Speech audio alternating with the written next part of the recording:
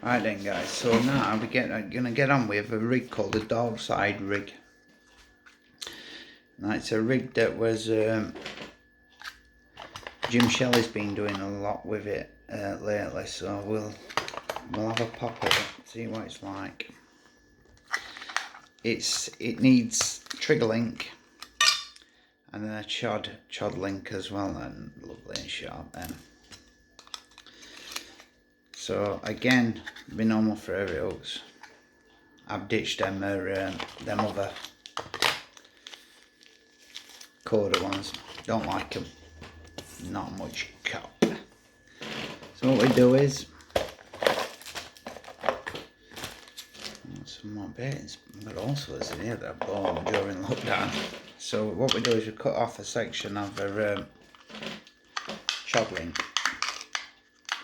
I really do like this RM Tech from Ridge Monkey, so I'll take off a bar.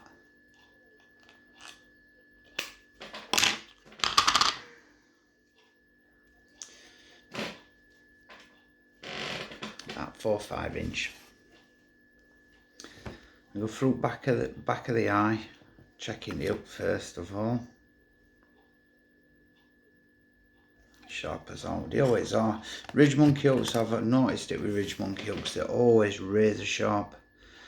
So what we do is we come through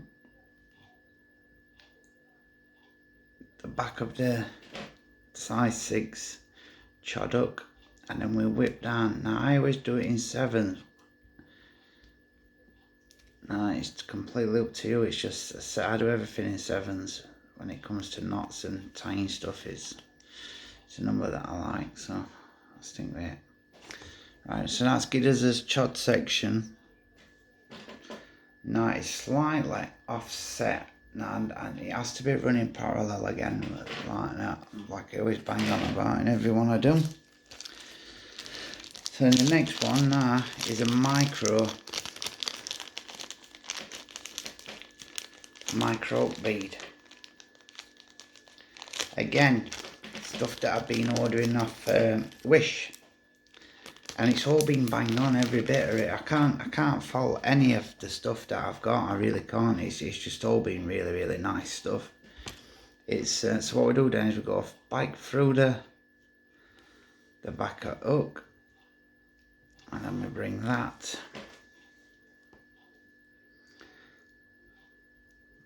back through to form the D. Now I've started making the D's a little bit bigger than I used to. It's just something I've been doing now for a while, so I'm just gonna have to pause you a sec while I just get a lighter. So then what we're doing then is something like that, blob down, and then I just let it, and then I flatten it off just before it's about to. And like I said, I've been doing this D section, I've been doing it bigger than I used to do, because I don't think it's affects the hooking potentially in any way. I kind of like that more movement in that section of it. So that's the reason I do that. So now we're at that stage with it.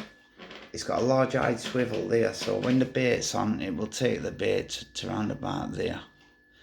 Now I do like to tie baits on with when I'm fishing with these kind of rigs. It's something that I've always done. It's something that I always will do, I should think. And then to that now, we're going to go with a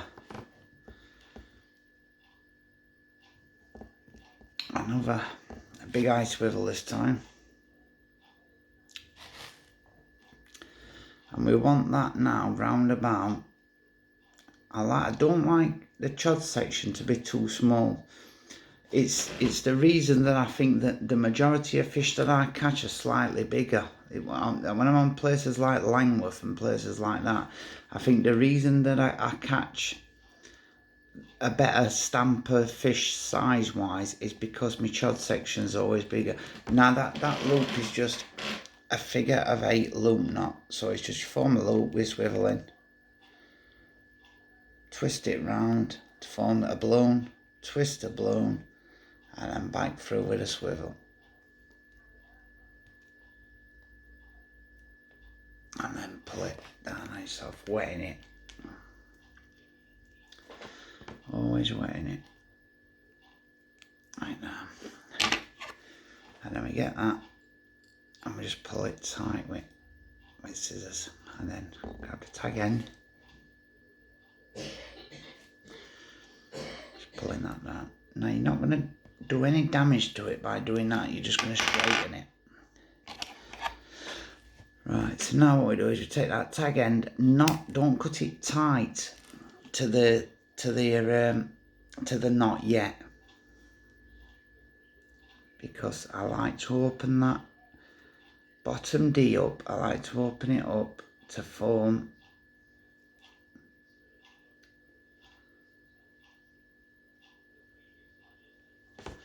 that loop in it. You got that?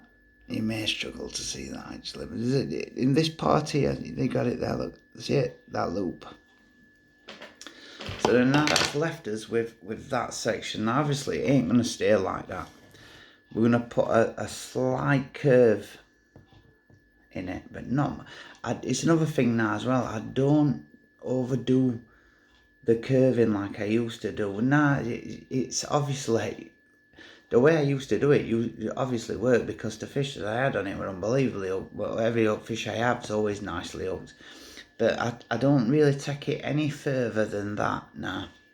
That's about the furthest I would take that chod section curve-wise. You got that back there, yeah? So then now the next thing that I would do to that is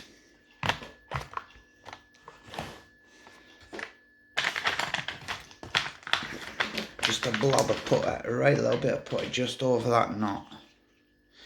So I'm sure, but it don't really. I don't use that much putty anymore, because I use a lot of lead core, and obviously it's not really needed. If you're using a lot of lead core, it's not really needed. It's just really just to cover that knot. It's not just about OCD neatness wise. It's also it's to stop anything getting caught up on that knot. You don't want that. That's why I leave that extra little tag end, is for one reason, and that is it helps the putty bond to it in that way. Let me see if I can get something just to make this a little bit easier for you.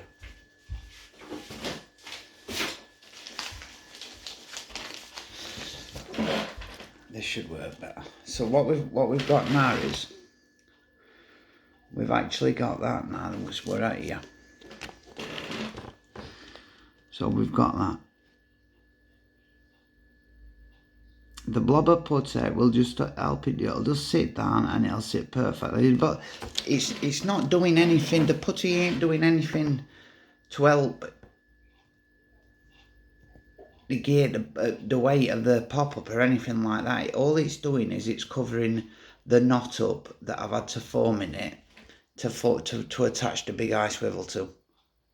That's all it's doing. If there was if there were another way of doing that, then I would do it, but I ain't come across anything that can beat that, to be honest with you. So that's where I have it at.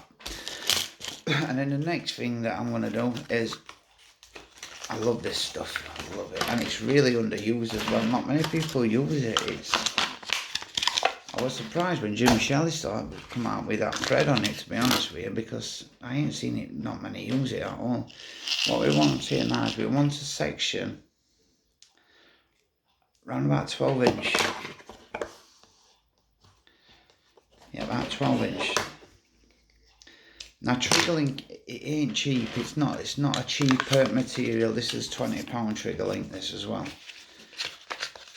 It's not a cheap material to buy, and it gets slated a lot for that, but believe me, it has got its purposes. It's a really, really nice material, and you'll see in a bit when I've finished why I really rate it so much.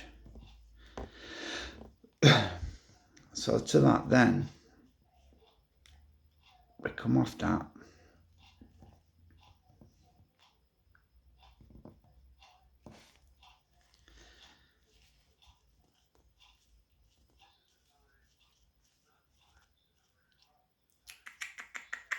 slipped.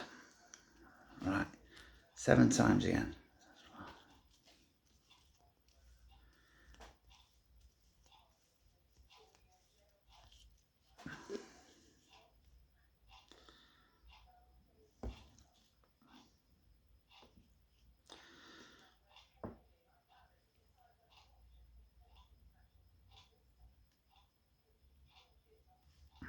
Right, so what we're doing then is just gently just pull it down.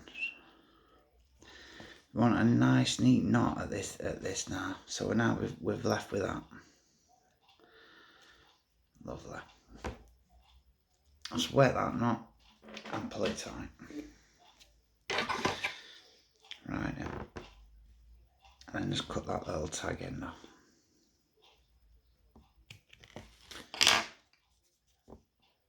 Always checking that the knot ain't gonna slip and let you down at the crucial part. So what we've got now is we've got pretty much an hinge rig, but we've got a nice supple, because when I'm going to be using this, it's got a load of debris on bottom, twigs and stuff like that. And what I've noticed is it were kind of sitting like that when I dropped it in margin of a day. It were kind of sitting up like that. Now, if you're casting far out and it's sat up like that, because it's a stiffish material, in my view, you will still catch. You're still going to catch them. Maybe the fish that ain't that clued up, but anything that's worth catching, you ain't gonna nail it on a rig like that. The minute you come in contact with it, they're gonna spook off. So again, with this now, you're wanting to go back through the small eye,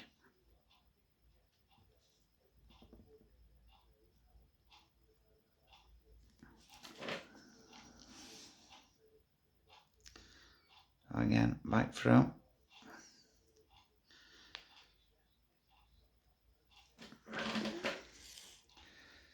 making sure that we get down to, we will roughly want about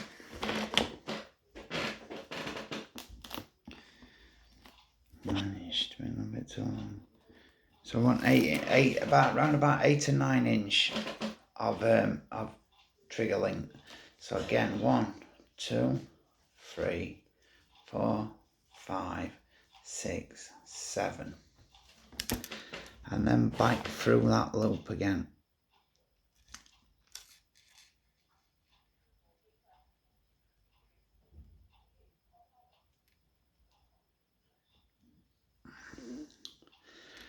Gently bed that knot down. The way I do it is I gently pull from one end, bedding it down so it goes nice to a barrel shape. Just keep doing that, bed it down, and you end up with a beautiful knot there. Now, the reason for the big eye swivel is because it will be fished on lead core as an helicopter rig. Right, so we take that off. And then that leaves us with that, pretty much that, which is, it gives us a trigger link boom with a nice chod section on it. Now the next thing that we need to do is, I need some more of this desperately as well, because I'm out of it, so I need to remember to get some more, which I don't like saying stuff like that on these videos because otherwise I forget. So the next thing is you want a decent piece of putty, and then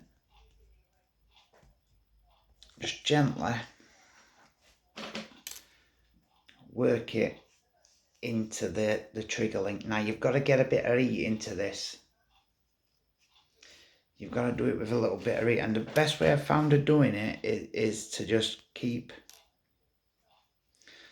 pulling it up and down it, and eventually it incorporates into the braid. But you're still going to have to fleck it after with a marker pen, because it's the only thing I don't like about it is the colour bit. Obviously there's a reason for that, because of the material. it's, you see how it's starting to darken now. Now the put is just starting to work for us. It's just started to get all right now. That put, it's just heated nicely. So now we've got a bit of weight into that now, which is just pull them last bits into off your fingers and pull it actually into the fibres. So then that goes back in tin.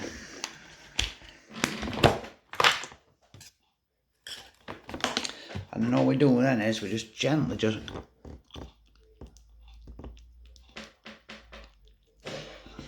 wet it.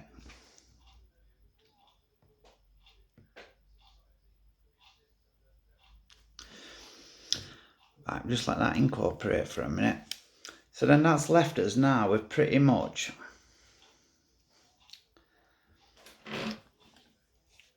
this actually ain't a pop-up as well. It's a 20mm bottom bit, but I'm just doing it for the purpose of you seeing the hardened ones as well. Are really hard to get a baiting spike into, to be perfectly honest with you. It's this is one of the new baits. Now obviously it's a bottom bait, that, so but it could still be fished on this. I mean, I fished injury before with bottom baits, and it's always done all right, you know what I mean. But it's you want that section like that, and then I will be fishing it off lead core. I may put a blobber putter in middle of this trigger link. But to be honest with you, it more than likely don't need it with amount that it's just got. I will fish it so that the bait sinks really slowly like that, and once it hits the bottom, it'll just sit nice and ready for the fish to come along. Now the thing about this trigger link is when you're fishing it off lead core, you've got the fish pulling from this end, and then you've got the lead at this end, which, don't get me wrong, that's enough to hook any fish. But then once you incorporate that elastic, how it bet elastic like that, you know what I mean, it really makes a difference. In fact, I'll just get a quick.